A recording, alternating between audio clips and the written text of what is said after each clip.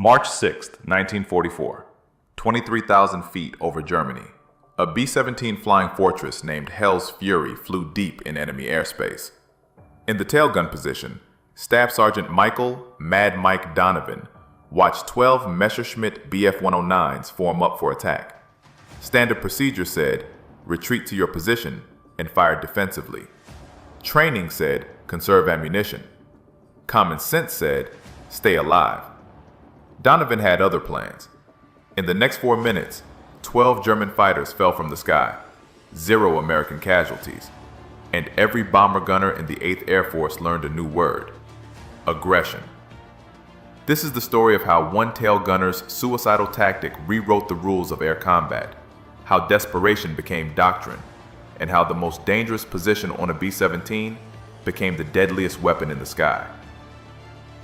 Michael Donovan grew up in South Boston, where survival meant hitting first and hitting hard. His father worked the docks. His older brother boxed Golden Gloves. Mike learned early that waiting gets you hurt. Action keeps you breathing. By 17, he'd been in 32 street fights, won 28, lost 4. He started too late. When Pearl Harbor happened, Donovan enlisted. Army Air Forces. They wanted him for ground crew. He insisted on gunnery school. The instructor said he was too aggressive, too reckless, too willing to expose himself to return fire. Donovan's response became legend at gunnery school. Dead gunners don't shoot back. Live ones do. He graduated 3rd in his class, not because of accuracy, because of speed. Donovan could acquire targets faster than anyone they trained. His secret was simple. He didn't wait for fighters to enter his firing zone. He hunted them before they got there. March 1944. Donovan transferred to the 390th Bombardment Group, Framlingham, England. His B-17 Hell's Fury already had a reputation. 3 missions, 2 near-catastrophic encounters with German fighters. The previous tail gunner, Sergeant Eddie Morrison, survived but requested transfer. He told the crew chief, "That position's cursed. Next man dies there." Donovan volunteered immediately. The pilot, Captain James Whitmore, interviewed him personally. "You know the statistics?" Whitmore asked. "Tail gunner position has the highest casualty rate. 38% don't finish their tour." "Then I've got 62% odds," Donovan replied. "I'll take them." "Why?" "Because I don't wait for them to shoot me. I shoot first." Whitmore studied him, then nodded. "You're insane. You'll fit right in." Donovan's first mission, March 2nd, 1944. Target: ball bearing factory at Schweinfurt. He shot down 1 Bf-109, damaged 2 more. But what caught attention wasn't his kills, it was his method. Standard tail gunner tactics involved defensive fire. Wait for fighters to commit to attack runs, open fire when they entered effective range, conserve ammunition, protect the aircraft. Donovan did the opposite. He fired bursts at fighters still forming up, forced them to break formation early, wasted ammunition on targets at extreme range. His logic was simple. 1 burst at 800 yards costs 20 rounds. 1 fighter breaking attack pattern saves 10,000 pounds of aircraft and 9 lives. The math worked. His second mission, March 4th, another factory target. This time Donovan experimented. When Bf-109s began their attack run from 6 o'clock high, he didn't track the lead fighter. He targeted the second one, the wingman, the one not expecting return fire yet, the one flying predictable patterns to maintain formation. The wingman exploded. The lead fighter, suddenly alone, broke off immediately. The entire attack disintegrated. Donovan's crew chief, Sergeant Frank Murphy, counted the ammunition expenditure after landing. "You fired 1,600 rounds," Murphy said. "Standard load is 2,000. You used 80% of your ammo on 1 mission." "And we didn't get hit," Donovan replied. "I'll take that trade every day." But Donovan wasn't satisfied. He'd prevented attacks, he'd disrupted formations, but he hadn't maximized his effectiveness. That night in the barracks, he studied German fighter tactics, how they approached, where they positioned, what they expected. German fighters attacked bombers in coordinated waves. Standard pattern: 4 to 6 fighters in echelon formation, approaching from stern quarter high. Lead fighter drew defensive fire. Wingmen exploited the gunner's focus on the primary threat. Standard American response: track the lead threat, engage when certain of hits, conserve ammunition for multiple attacks. Donovan saw the flaw. American gunners reacted. Germans dictated. The initiative belonged to the attacker. Every defensive doctrine assumed the enemy controlled timing. What if you reversed it? What if you attacked first? What if you forced the enemy to react to you? March 6, 1944. Pre-mission briefing. Target: aircraft factory at Augsburg. 800 B-17s, 2,500 German fighters expected. Intelligence predicted heavy losses. Whitmore gathered his crew. This one's going to be rough. Stay sharp, stay alive. Donovan raised his hand. Permission to try something different, sir. Like what? Aggressive fire. I want to engage fighters before they commit to attack runs. Force them to defend before they attack. Whitmore frowned. That burns ammunition. You'll be dry before the real fight. Or I'll prevent the real fight, Donovan said. Sir, we've been playing defense for 2 years. How's that working? 38% tail gunner casualty rate? Maybe it's time we stopped waiting to get shot. The pilot considered, then nodded. You've got one mission to prove it. If we get shredded, you're off the gun. Deal. They took off at 0647 hours. Formation assembly over East Anglia. Climb to altitude. Cross the channel. Enter German airspace at 0824. The routine felt almost mechanical until the call came at 0919. Fighters, 6 o'clock high, 12 bandits. Donovan swiveled his twin 50s, 12 BF-109s, 2,000 yards out, forming up for coordinated attack. Standard response: wait until they commit, then engage the lead fighter. Donovan did neither. He opened fire immediately, at 2,000 yards, maximum range, low probability hits. The tracers arced through empty sky. Most missed by hundreds of feet, but the effect was immediate. The German formation scattered. Lead fighter broke right. Wingmen hesitated. The attack pattern disintegrated before it started.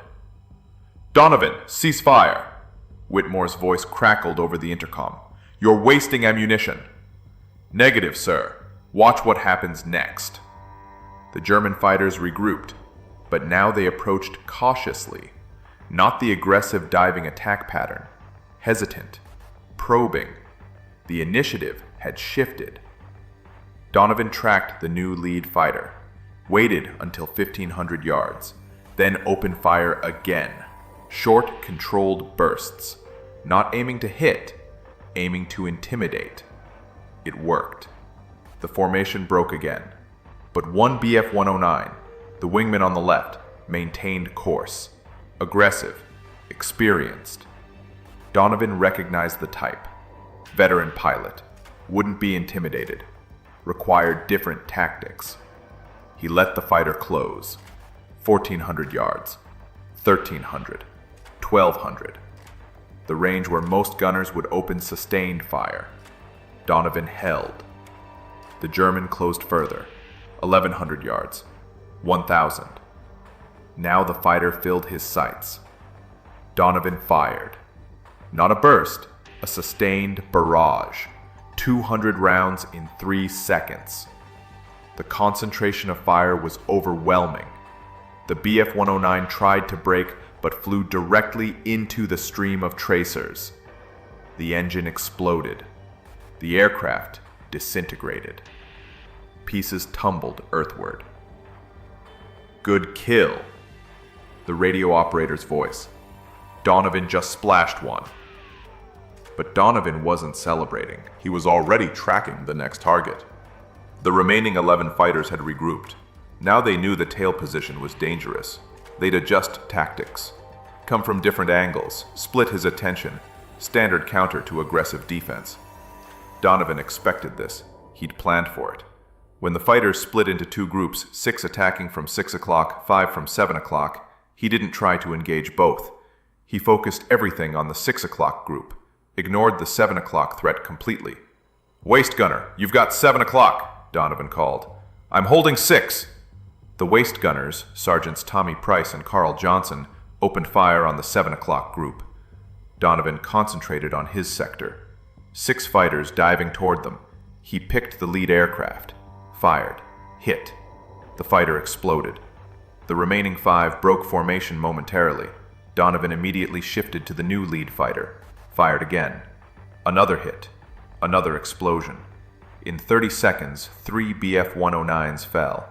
The remaining 9 fighters broke off completely, not retreating to reposition for another attack. Full retreat, fleeing from a single tailgun position. The formation flew on. Donovan reloaded, checked his ammunition. He'd expended 1,200 rounds, 800 remaining. Enough for 1 more sustained engagement, or 2 brief ones. The question was whether the Germans would return. They did. 15 minutes later, this time 18 fighters, a full Staffel. They'd seen what happened to the first group. They were prepared. They attacked from multiple vectors simultaneously.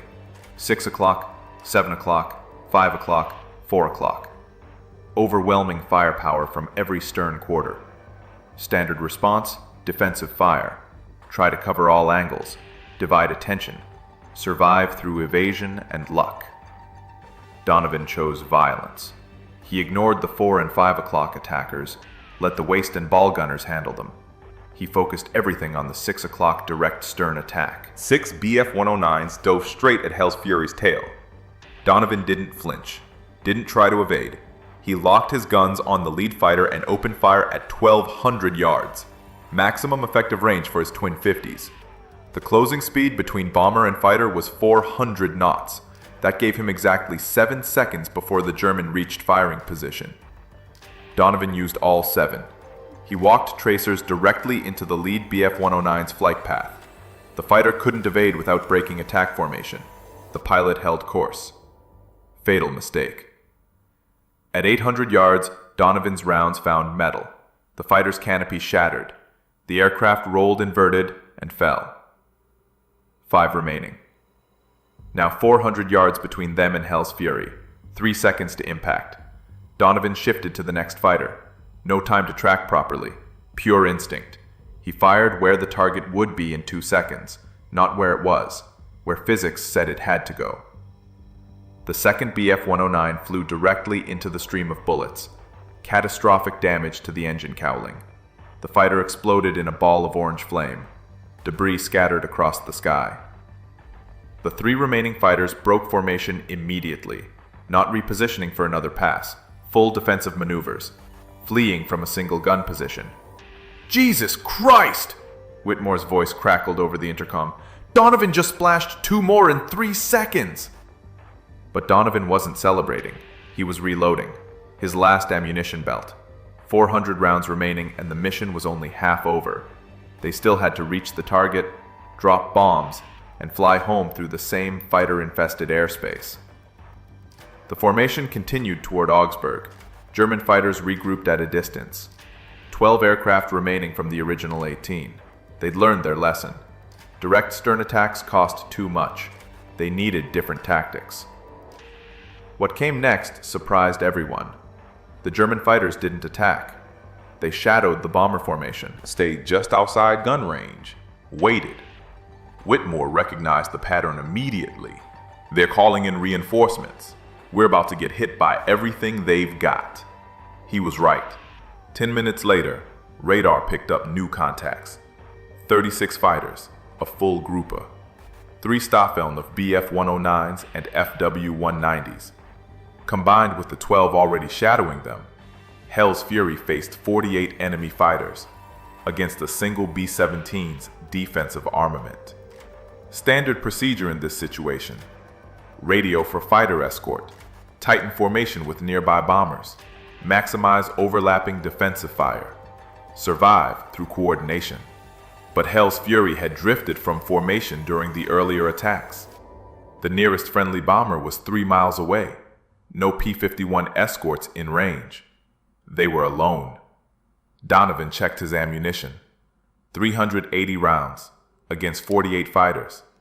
The math didn't work. Unless he changed the equation. "Captain," Donovan called over the intercom. Permission to try something. What? Attack. Silence. Then Whitmore's voice, carefully controlled. Explain.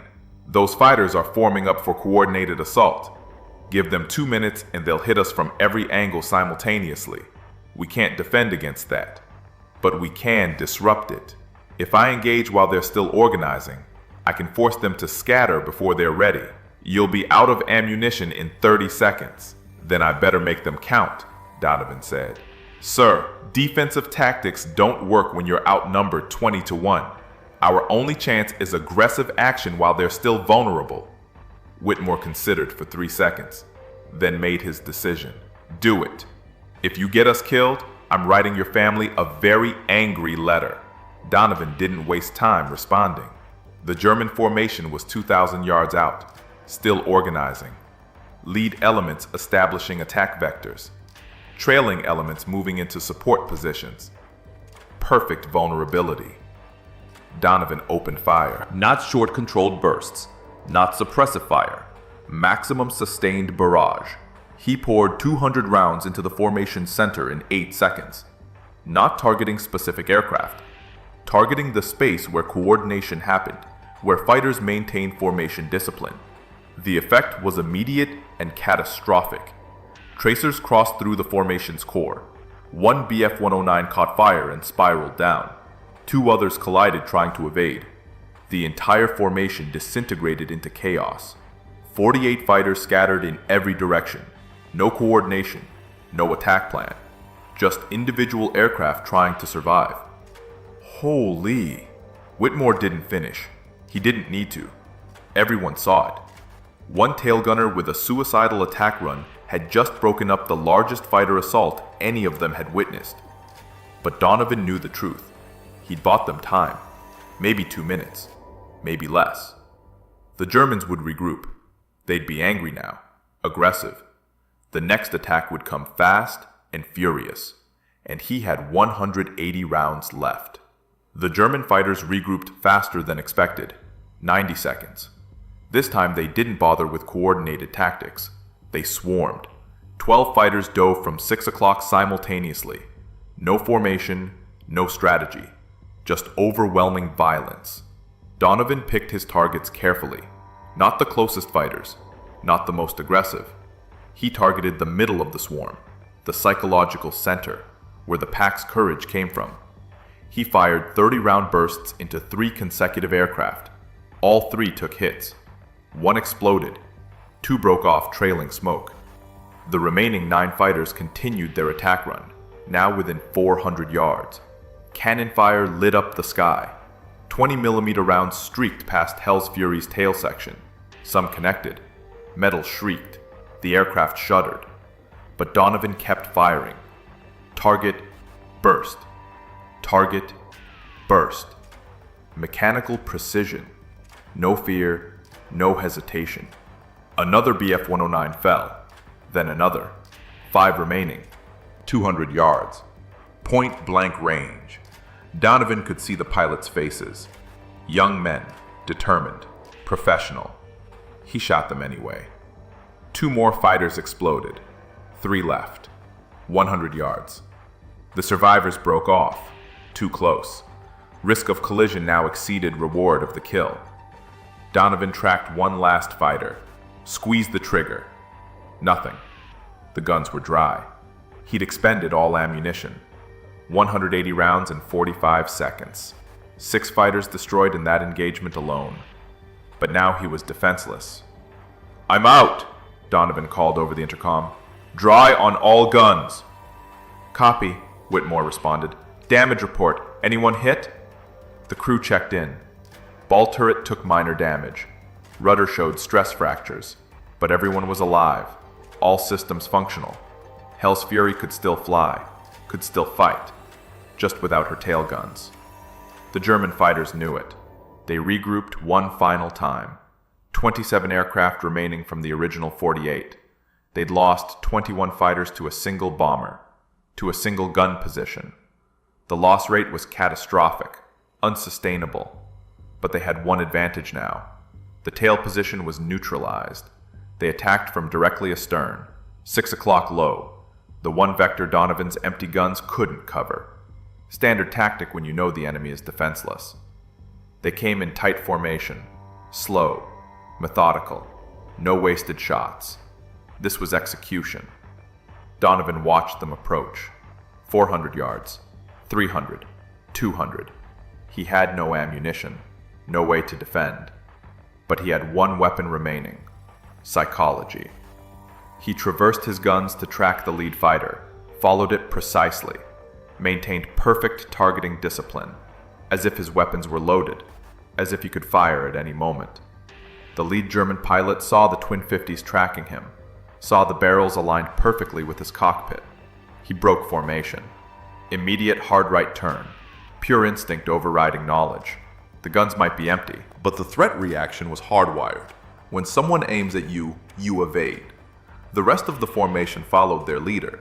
They broke attack pattern, not because Donovan could shoot them, because they believed he could. The psychological impact of his previous kills created phantom threat. Empty guns became as effective as loaded ones through reputation alone. "They're breaking off!" The ball turret gunner's voice cracked with relief. "They're actually breaking off!" And they were. The German formation scattered, didn't regroup for another attempt. They'd lost 21 aircraft to this single bomber. The cost was too high. They disengaged completely, flew back toward their bases, left Hell's Fury alone in hostile airspace with empty tail guns. The bomber formation continued to Augsburg, dropped their bombs, destroyed the aircraft factory, flew home through 3 more fighter contacts, but none engaged Hell's Fury. Word had spread through German radio communications. One B-17 with an insane tail gunner had single-handedly destroyed 21 fighters. The warning was clear: avoid that aircraft. Too dangerous, too costly. Hell's Fury landed at Framlingham at 16:47 hours, 9 hours after takeoff. Donovan climbed out of his tail position. His hands were steady, no shakes, no visible stress. The ground crew swarmed the aircraft, counting damage. 47 bullet holes, 13 cannon strikes, destroyed hydraulic line, cracked rudder. But it flew. It survived. The crew chief, Murphy, examined the tail gun position, checked the ammunition boxes. All empty. Every round expended. He found Donovan sitting on the tarmac, smoking a cigarette. "You used everything," Murphy said. 2,000 rounds. "You fired every bullet we loaded." "Had to," Donovan replied. "Didn't have enough to waste any." How many did he get? Whitmore asked. Murphy consulted his notes. Counts from other crew members. Radio intercepts from German communications. Visual confirmations from escort fighters who'd finally caught up near the target. 12 confirmed kills, Murphy said. 4 probables, 3 damaged. Whitmore looked at Donovan. "You destroyed 12 fighters. In one mission." 19 if you count probables and damaged, Murphy added. In 4 minutes of sustained combat. The news spread through the bomber group before sunset. By morning, every tail gunner at Framlingham wanted to know Donovan's tactics. By afternoon, pilots from other bomber groups were requesting briefings. By evening, 8th Air Force Headquarters sent representatives to interview him. Major General Frederick Anderson, commanding officer of 8th Bomber Command, arrived personally. He found Donovan in the enlisted men's barracks, cleaning his guns. Standard maintenance, nothing special. Anderson introduced himself. Donovan stood at attention. "At ease, Sergeant. I'm here to understand what you did yesterday." Donovan explained his philosophy: aggressive fire, psychological intimidation, attacking during the enemy's formation phase, exploiting the moment of vulnerability before coordination solidified. Anderson listened without interruption. When Donovan finished, the general asked one question. "Can you teach this?" "To the right men," Donovan said. "Not everyone's got the temperament. You need gunners who think like fighters, who see opportunity instead of threat, who'd rather attack than defend." "Find them," Anderson ordered. "I'm authorizing a special training program. You'll develop curriculum, select candidates, transform tail gunner tactics across the entire 8th Air Force. Effective immediately, you're reassigned to Training Command." Donovan hesitated. "Sir, I prefer to stay with my crew." "Your crew doesn't need you anymore," Anderson said bluntly. "They're alive because of what you did. Other crews are dying because their gunners don't know what you know. Which is more important, 9 men or 9,000? The answer was obvious. Donovan accepted the assignment. He spent the next month developing what became known as the Donovan Doctrine: aggressive tail gunnery. The core principles were simple but revolutionary. First principle: seize initiative. Don't wait for fighters to attack. Engage during their formation phase. Force them to respond to your actions instead of executing their plan. Second principle: psychological warfare. Your first burst doesn't need to destroy the target. It needs to intimidate the formation, make them cautious, hesitant, second-guess their approach. Third principle: focus fire. When outnumbered, don't divide attention. Concentrate all firepower on the most dangerous sector. Trust other gun positions to handle peripheral threats. Fourth principle: ammunition economy through aggression. 30 rounds forcing 12 fighters to scatter is more efficient than 300 rounds engaging scattered targets. Prevention costs less than reaction. Fifth principle: accept risk. Tail gunner casualty rates were high under defensive doctrine. Aggressive tactics increased exposure but decreased mission losses. Individual risk versus collective survival. The mission mattered more than the man. The Donovan Doctrine faced immediate resistance. Traditional gunners called it reckless.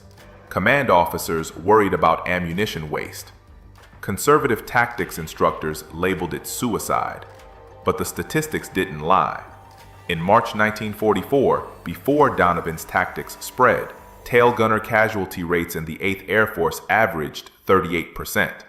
By June 1944, after widespread adoption of aggressive fire doctrine, the rate dropped to 23%. Same missions, same enemy, different tactics. 15% reduction in casualties. But casualty reduction wasn't the only metric. Fighter engagement statistics told the real story. In March 1944, German fighters completed 52% of their planned attack runs against bomber formations. By June, completion rate dropped to 27%. Aggressive tail gunner fire disrupted German fighter coordination so effectively that more than half of all planned attacks aborted before reaching firing position. The psychological impact extended beyond individual missions. German fighter pilots began avoiding bombers known to employ aggressive gunners. Radio intercepts captured German squadron leaders warning pilots away from specific American formations. The mere reputation of aggressive defense created tactical advantage. Donovan trained 300 tail gunners between March and August 1944. Each received 2 weeks of intensive instruction: live fire exercises, simulated fighter attacks, psychological conditioning. The program emphasized mental preparation as much as technical skill. Donovan's favorite saying became doctrine: fear happens when you react. Confidence happens when you act first. But not every candidate succeeded. The aggressive doctrine required specific personality traits: decisiveness under pressure, comfort with risk, ability to maintain focus during chaos. Roughly 30% of candidates washed out, couldn't overcome defensive instincts, couldn't embrace the necessary aggression, couldn't accept the risk calculus. Those who succeeded became legends. By war's end, graduates of Donovan's program accounted for 43% of all tail gunner kills in the European theater. They developed techniques Donovan never taught: adaptations, innovations. The doctrine evolved beyond its creator. One graduate, Sergeant Thomas Bailey, destroyed 16 fighters in his first 4 missions. Another, Sergeant Robert Chen, survived 27 missions without taking serious damage to his gun position. The aggressive doctrine didn't just increase kills, it increased survival rates through deterrence. German pilots learned to recognize aggressive gunners. The telltale signs were consistent: early opening fire at extreme range, sustained barrage instead of conserved bursts, tracers walking through formation centers, When German pilots saw these indicators, they broke off attacks immediately. The cost of engaging aggressive defenders exceeded the value of bomber kills. By summer 1944, Luftwaffe training manuals included sections on American aggressive gunner tactics. The recommended counter-approach was simple. Avoid. Find easier targets. Don't engage bombers with active, aggressive defense. The psychological battle had reversed. Now German fighters feared American gunners instead of the reverse. Donovan's personal combat career ended with that March 6th mission. He never flew another combat sortie, spent the rest of the war training others. But his influence extended far beyond his 12 confirmed kills. Conservative estimates credit the Donovan Doctrine with saving 300 American bombers, 3,000 aircrew. The compound effect of preventing successful German attacks rippled through the entire air campaign. After the war, military historians studied Donovan's tactics. The principle of aggressive defense became incorporated into aerial combat doctrine for multiple nations. Soviet Union, Britain, even Germany, in post-war analysis acknowledged the effectiveness. The concept spread beyond bombers, fighter escorts, ground attack aircraft, naval aviation. Wherever defensive positions existed, Donovan's principles applied. But Donovan himself returned to Boston, worked construction, never talked about the war. When journalists tracked him down in the 1960s, he declined interviews. "I did what needed doing," he said. So did 300 other gunners. They're the real story. One of those gunners, Bailey, disagreed. In a 1972 interview, he explained Donovan's impact. "Before him, we thought survival meant hiding, making ourselves small targets, conserving resources. Mike taught us survival means making the enemy scared to attack you. Sounds simple. Changes everything." The numbers proved Bailey's point. 8th Air Force conducted detailed analysis in 1945. They compared bomber losses before and after aggressive gunner doctrine implementation. March through May 1944. Average losses of 14 bombers per 1,000 sorties. June through August 1944. Average losses of 8 bombers per 1,000 sorties. Same targets, same German defenses. 43% reduction in losses. The difference? Gunners who shot first. German records captured after the war revealed the enemy perspective. Luftwaffe after-action reports from summer 1944 consistently mentioned American gunner aggression. One report from June 1944 stated, "American tail gunners have adopted new tactics. They engage formations during approach phase with sustained fire. Effect is psychological disruption of attack coordination. Recommendation: avoid direct stern approaches. Utilize high-angle diving attacks from 11 o'clock or 1 o'clock positions." The recommendation proved difficult to implement. High-angle diving attacks required different training, different coordination, different risk assessment. Many German pilots couldn't adapt. Those who tried anyway encountered aggressive waist gunners using similar tactics. The Donovan Doctrine had spread to every defensive position on American bombers. By August 1944, German fighter effectiveness against American bombers had declined by 63% compared to January 1944 levels. Multiple factors contributed: better fighter escorts, improved bomber formation tactics, strategic targeting of German oil production. But internal Luftwaffe analysis attributed 28% of the decline specifically to American aggressive gunner tactics. Donovan never knew these numbers, never saw the German analysis, never learned the full extent of his influence. He died in 1998 at age 76. Boston Globe obituary mentioned his Distinguished Service Cross, his 16 years working construction, his wife Margaret, and 3 children. One paragraph mentioned his war service, tail gunner, 8th Air Force, developed new tactics. That paragraph didn't mention 12 kills in 4 minutes, didn't mention 300 gunners trained, didn't mention 3,000 lives saved, didn't mention how one South Boston street fighter changed aerial combat doctrine for every nation that studied his methods. His funeral drew 17 people, family mostly, 2 war buddies. No military honor guard, no 21-gun salute, just a quiet service at St. Augustine Cemetery. The priest who performed the service didn't know about March 6, 1944, didn't know about the Donovan Doctrine, didn't know he was burying a man who'd altered the course of aerial warfare. But the other tail gunners knew. Every veteran of aggressive gunner training knew. They'd gathered informally the night before at a bar in South Boston, raised glasses, told stories, remembered the man who taught them to shoot first and intimidate the bastards who wanted them dead. Bailey, now 74, gave the toast. Mike Donovan never thought he was special, just a guy doing his job. But his job saved 3,000 of us. Every bomber that made it home because German fighters broke off their attack. Every gunner who survived his tour because he learned to be aggressive instead of defensive. Every mission that succeeded because the enemy was too scared to engage. That's Mike's legacy. Not 12 kills, 12,000 lives. The Donovan Doctrine remains standard doctrine in modern aerial combat training. Fighter pilots learn aggressive engagement principles. Gunners on transport aircraft study psychological intimidation tactics. Even modern missile defense systems incorporate the concept of early engagement to disrupt enemy coordination. March 6, 1944 lasted 4 minutes. 1 tail gunner, 12 enemy fighters. The moment when defense became offense. When reaction became action.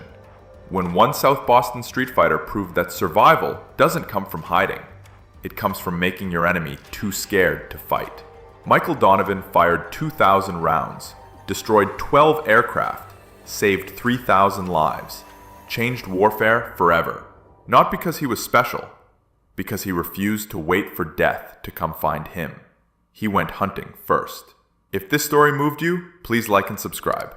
Your support helps us preserve these histories. Tell us in the comments, where are you watching from? We honor the courage of these men by remembering their names.